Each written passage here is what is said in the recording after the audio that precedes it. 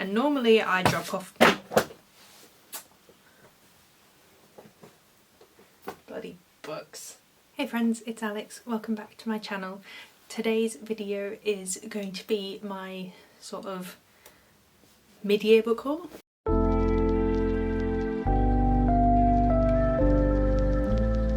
Because I have not done a book haul all year, and I surprisingly, for me, haven't bought that many books. So it's been nearly 6 months. It's mid-June when I'm filming this, and I have 20 books to show you. 20 books for 6 months is not bad. I've had months where I bought 20 books in a month. But they're all just here behind me, lined up, ready to go.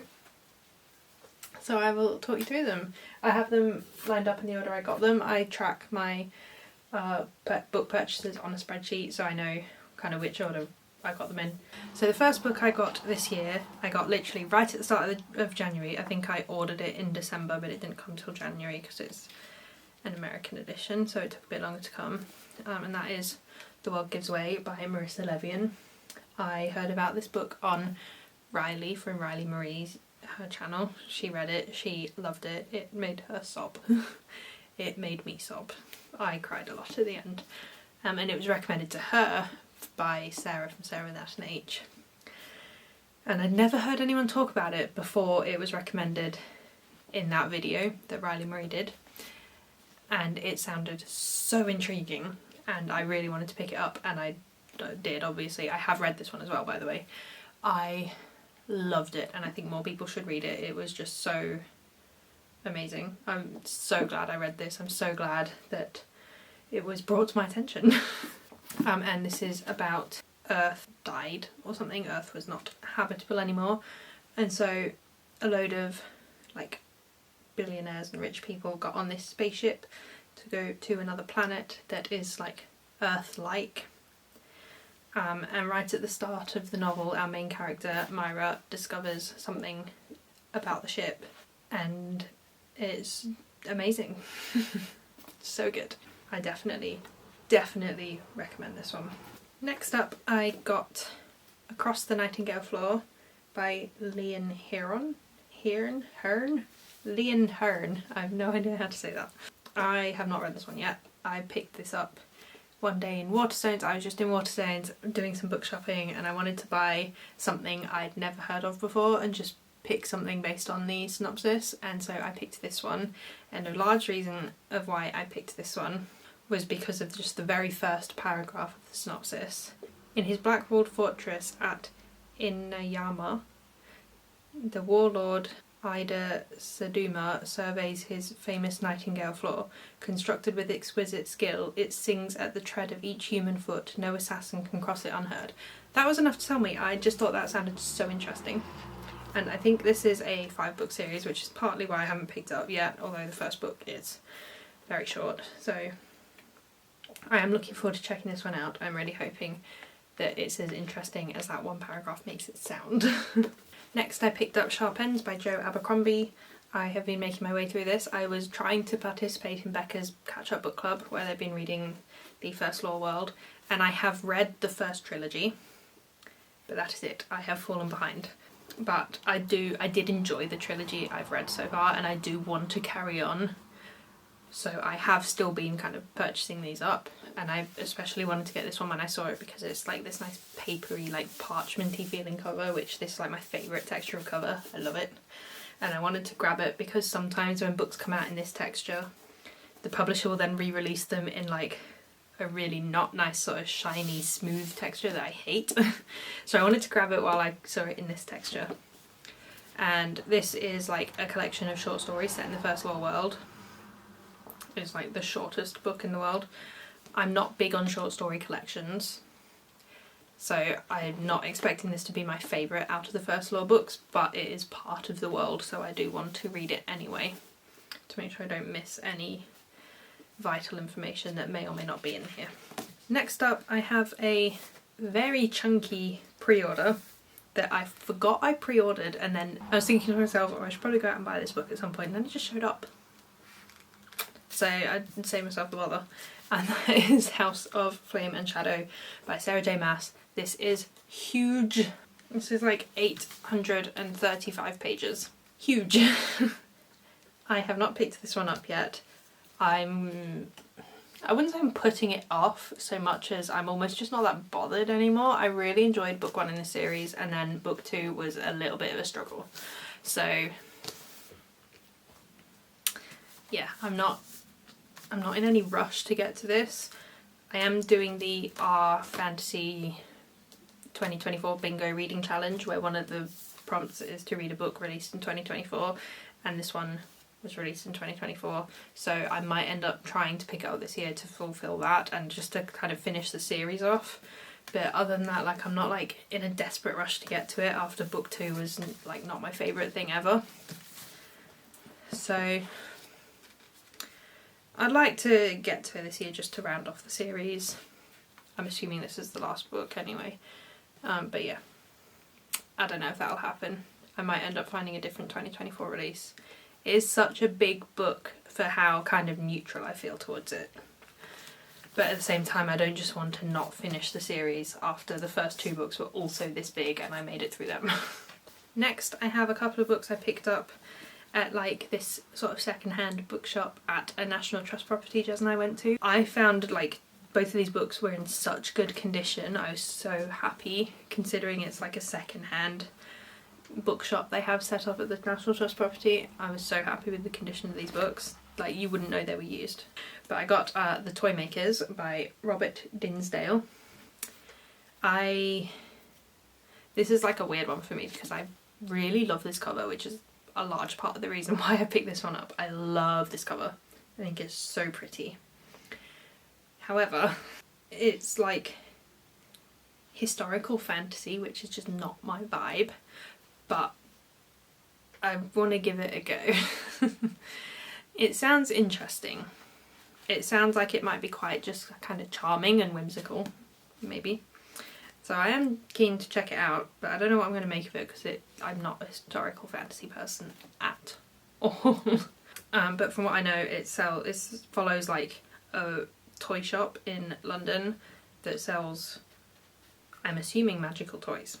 And the other book I picked up at that second-hand bookshop was The Wise Man's Fear by Patrick Rothfuss. I could not believe when I saw this there in like perfect condition. There is not a single crease on the spine. I have not read book 1. Oh my god, this is like 1,000 pages. This is literally 993 pages. Okay, I have not read book 1. Oh my god. I don't know when I'm going to get to this series because I, like everyone else in the world, am waiting for news of book 3, which does not appear to be coming. I am intrigued by this series, so I am of the mind that I will eventually just bite the bullet and pick it up anyway, even if there's no book 3 or no news of book 3. I'm not one of those people who's just not going to read it if book 3 doesn't come out. I do still want to give it a go. But I am holding off because they are so long that I don't really want to reread them. I would rather wait until book 3 comes out. But there's only so long, I am going to wait. Next up, I grabbed a book for the Fantasy Bingo Challenge that I mentioned that I'm doing. And that was Stories of Your Life and Others by Ted Chiang. Again, this is a short story collection. Again, I'm not big on short story collections, but this one really interested me, and like the prompt was to read either 5 short stories or a short story collection. So kind of had to just suck it up. But this one does really, really interest me. It's like speculative sci-fi short stories, which is speculative sci-fi is like what I'm really getting into at the moment. So I'm hoping that these ones will actually do it for me. Next, I got a book that I was meaning to grab for ages. I ended up waiting for it to come out in paperback. I think it first came out last year, but in paperback this year, and I finally picked it up, and I have already read this one as well. And that is The Wakeup Call by Beth O'Leary. I love Beth O'Leary. I am not much of a contemporary reader, I'm not much of a romance reader. Beth O'Leary is the exception. I will read every single one of her books. Like, I read The Flat Share first, loved it so much. And then The Switch and The Road Trip I enjoyed, not as much as The Flat Share, and then The No Show was just amazing. that book meant a lot to me. So yeah, I will always pick up Beth O'Leary's books. And this one is following two employees at a hotel that they both very much love, and the hotel is struggling, and so they try and work to kind of keep it open and afloat. Yeah, I really enjoyed this one. I listened to all of her books on audiobook, and this was just a really fun time. Again, it wasn't one of my favourites. It was more on the level of The Switch and The Road Trip than The Fat Show and The No Show, which are my two favourites. But I love reading all of her books. I will always pick them up, and I did really enjoy this one. Next up is another book I've already read, and that is To Be Taught If Fortunate by Becky Chambers. This was my first Becky Chambers book. Loved it. Loved it so much. I had been wanting to check this out anyway, because I've had Becky Chambers has been on my radar for a very long time. I've owned The Long Way to a Small Angry Planet for a very long time. A Psalm for the Wild Built has been on my radar since that came out, so I've always known I've wanted to read a Becky Chambers book. And I finally got around to picking this one up, and then I ended up reading it pretty much straight away because I was so intrigued. The thing that really, really sold me on this book was just like, it's got like a little tagline before the synopsis, and like that was all I needed to know. In the future, instead of terraforming planets to sustain human life, explorers of the galaxy transform themselves. I love that concept, and I loved this book. I was so sucked in. Yeah. I didn't want this to end. I was so captivated by it. It was such a good reading experience, and I'm so glad that I finally tried out Becky Chambers' book. I'm almost certain she's going to be a favourite author now, and I've only read like one very short novella by her so far. That same day I also picked up A Spear Cuts Through Water by Simon Jimenez, I've heard people pronounce it. And again, I've not read this one, but I really want to, and this sounds amazing. I have been hearing so many good things about this. I've been hearing that it's like a really, really unique fantasy. I am so intrigued. I'm also like obsessed with this cover. I love the colours. I think this cover is stunning. And the day I went into Waterstones, I got this and the Becky Chambers book on the same day. And I did not even realise this was out in paperback at the time that I went into that Waterstones. So when I saw it there, I was like, yes, give me now. Because I had been waiting for this to come out in paperback. I finally grabbed myself a copy of One of Us Is Back by Karen M. McManus. This is very white.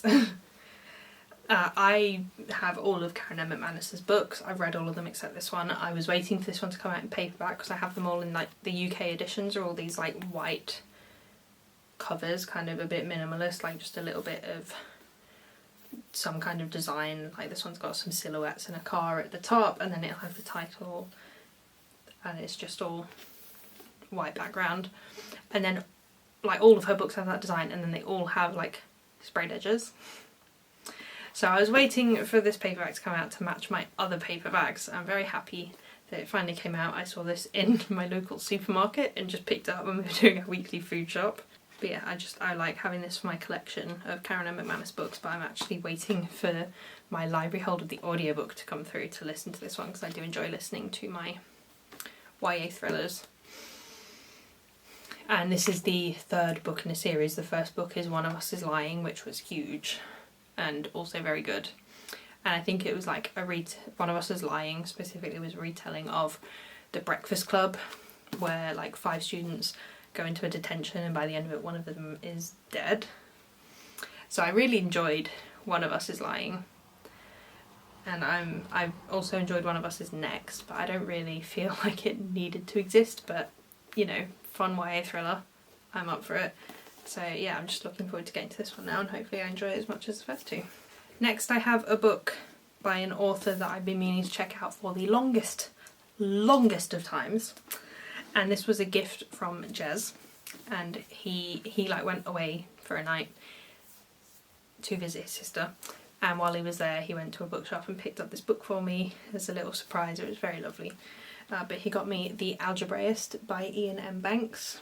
I've been wanting to read one of Ian M. Banks' sci-fi books for so long. I've heard so many good things, so I am very, very keen to pick this one up. I don't really know anything about it whatsoever. This was just the one that Jez picked for me. I'd never expressed any interest in one of his books over the other. I just knew I wanted to read one of his books, so Jez grabbed this one for me. And yeah, because it was a gift from Jez, I want to try and get to it soon, and also because I really want to read one of his books. Another book that I got from my local supermarket when I saw that it was there, because I'd also been waiting for it to come out in paperback, is Yellowface by Rebecca F. Kwong. I read Babel this year and I really, really enjoyed it, and I've heard many, many good things about Yellowface, so I've been wanting to pick it up, but I wanted to wait for the paperback. Paperback is finally here. I finally have it. I just need to get to it. Once again, I have so many books I need to get to. But yeah, I'm just so intrigued by this story. It's about like these two author friends. One of them isn't doing so well and the other is really successful, and the really successful one dies before having the chance to publish her like finished manuscript.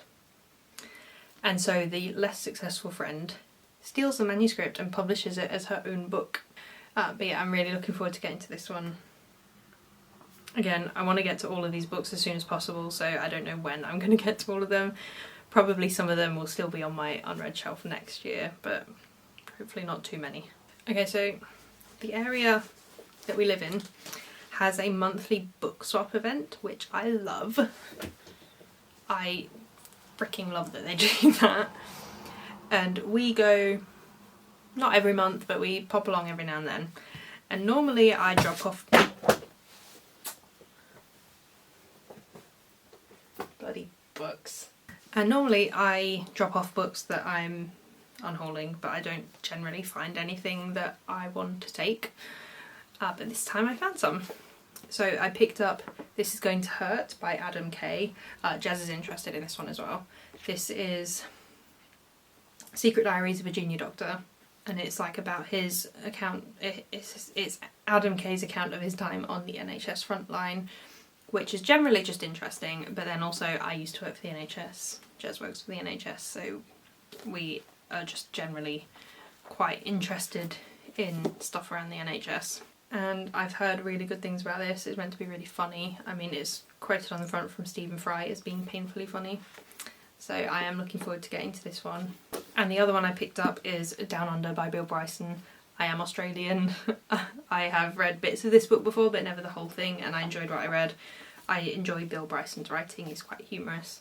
And also, Jez and I are planning a trip to Australia at some point, and I thought it might be fun to read some of this together, maybe. My camera just did its cut off at 30 minutes thing and I wasn't paying attention, so I have no idea exactly when it was. But yes, I hauled this. I may have been cut off mid-sentence. I don't know. Books. Next up I have a couple of books I picked up from Forbidden Planet in London. Me and Jez did a trip to London and I always go to Forbidden Planet when I'm in London, the big one. And I always try and pick up some American editions that I can't get at other bookshops. I'd normally have to buy these online. So yeah, when I'm in London I always go to Forbidden Planet to just see what they've got in American editions. I don't tend to buy UK editions there. But the first one I picked up is Village in the Sky by Jack McDevitt. This is book 9 in a series, I think. Yeah, 9. I've not read books 1 to 8. I picked this up and I read the synopsis and I was like, that sounds so good. And then realised it was book 9 in the series and was really disappointed because I really love the concept of this. So I did some Googling and Google tells me that they can be read as standalones. Like there's a bit of, maybe you miss out on a little bit of context around like a certain character's life or something, but the overall plotline of each book doesn't seem to span the whole series, which is good. So I've never done this before, but I'm going to be intentionally reading book 9 in a series without having read in the first 8. But the thing that really kind of drew me into this was that it's about this spaceship that lands on a planet, and on this planet they come across a small town that seems to be inhabited by intelligent life, but then when they go back to follow up on it, that town is no longer there. there is no trace of the town. Like, not just the people of a band or the species have abandoned it. The town itself has gone. And I just thought that sounded really interesting and I really wanted to check it out, and I was really bummed when I realised it was book 9, and then I decided that it sounded interesting enough that I didn't care. So yeah, I'm going to read book 9 in the series one day. That will be fun. Maybe if I really, really like it, I'll go back and read the rest of the series, but I'm mainly just really interested in that particular plotline, so I just thought I'm going to buy it anyway. And the other book I picked up in Forbidden Planet was The Deep Sky by Yumi Kitase. I think that's how you say it. And as far as I know, this is like a murder mystery on a spaceship. It is the eve of Earth's collapse. One ship carries humanity's last hope, 80 elite individuals who will birth a generation in space. But yeah, like a bomb goes off or something and it becomes like a sort of space murder mystery thriller type thing. I'm interested. I'm really wanting to just explore more of the sci-fi genre. This isn't necessarily something that I would have thought just on the synopsis. I would have been like, yeah, that's for me. But I thought, do you know what, it does sound interesting and I want to give it a go and just explore more sci-fi, find out more about what I like, because I know I like sci-fi but I just haven't read a lot of it in the past, and so I want to just explore the genre more. So yeah, I'm very interested in this one, and it's in one of those really nice American paperbacks that's really floppy. Can't wait. This is on my our fantasy bingo TBR as well, so this will be read this year. Next, I got a book off Amazon because I was ordering some other stuff. I was ordering some hats because at the time I'm filming this, Jess and I are going to watch the tennis tomorrow, and we were like, it's an outdoor court, no shade. We were like, we should have some hats so we don't get sunburnt, and it has literally rained almost non-stop for like a whole week. The sun has barely shown its face, so I don't think that's going to be a huge problem anymore, but it's good to have them just in case. But when I was placing that order, I also thought, let's buy a book. Why not? And I've been wanting to check out one of this author's books for a while. I see them around like on Twitter a lot, and I've always been intrigued, and so I finally picked one up. It is self-published, but that is Rise of the Ranger by Philip C. Quantrill, I think. Yeah, I've seen him around a lot on Twitter. I've really wanted to check out one of his books for a while. This one sounded the most intriguing to me, although I realised after I ordered it that it's book 1 in quite a long series, so I maybe should have started with a shorter series, but I was intrigued. So yeah, I have this one now. I've been kind of picking up more self-published fantasy. I've been getting more into that side of fantasy as well. And this is one of the ones I've picked up recently, obviously. I've heard a lot of good things about this author. I've been wanting to check out his books for a while, and I finally picked one up. And then the last 2 books on this haul I picked up quite recently. I had a little trip to Waterstones. I think it was last weekend. I just took myself to Waterstones and I was like, I have 2 books I want to buy. I'm going to find them. Madness is Better Than Defeat by Ned Bowman. At the time I went to get this, I was maybe 2/3 into another Ned Bowman book and really enjoying it, and so I kind of checked out what else he'd done, and this one sounded the most intriguing to me. I was going to read you a synopsis, but the back is entirely reviews and like quotes and stuff. So I think this is set in the 1950s, which again, I'm not big on historical fiction, but this one just sounded really interesting, and like I will never rule out a genre like that. As a general rule, it's not my favourite, it's not what I seek out, but if I come across one that sounds interesting to me, I won't just rule it out like, oh, that's not my genre. Like, if it sounds interesting to me, I'll give it a go, regardless of genre. But let me read you the synopsis because this really intrigued me. In 1938, 2 rival expeditions set off for a lost Mayan temple in the jungles of Honduras, one intending to shoot a screwball comedy on location there, the other intending to disassemble it and ship it back to New York. A seemingly endless stalemate ensues, and 20 years later, when a rogue CIA agent learns that both expeditions are still out in the wilderness, he embarks on a mission to exploit the temple as a geopolitical pawn. But the mission hurtles towards disaster when he discovers that the temple is the locus of grander conspiracies than anyone could have guessed. I just thought that sounded amusing and interesting. The fact that these expeditions get stuck in a stalemate for 20 years. Yeah, that sounds fun. And it kind of reminds me of a bit of vibes of a Matthew Riley book I read once and really enjoyed, Temple, because, you know, they go looking for a temple. That's the only way it reminds me of it, but it just, yeah, it just made me think of that and made me think, yeah, let's give it a go, why not? And the other book I picked up that day was In Ascension by Martin McInnes, and this is about a woman called Lee who is part of like an expedition down to a trench in the Atlantic Ocean where they discover something that apparently calls into question everything we know about our own beginnings. And yeah, I just thought this one sounded really interesting. I kind of stumbled across this one when looking at, like, I think I was looking at Arthur C. Clarke Award lists on Goodreads, because Venomous Lumpsucker, that I was reading at the time, is an Arthur C. Clarke Award winner, and so I stumbled upon this one that way, and it sounded really interesting to me, so I picked up a copy, and I'm hoping to read this one very soon. So those are all the books I've hauled for the first part of this year. Those are my 20 books. I am impressed with myself that it wasn't more. Like, I have had months where I've hauled that many just in a single month, so. But yeah, let me know what you think of all these books I've hauled. If you've read any, if you recommend I get to any as soon as possible, which ones should I read first? Let me know what you think. Please like this video and subscribe if you haven't, and I will see you in my next one. Bye!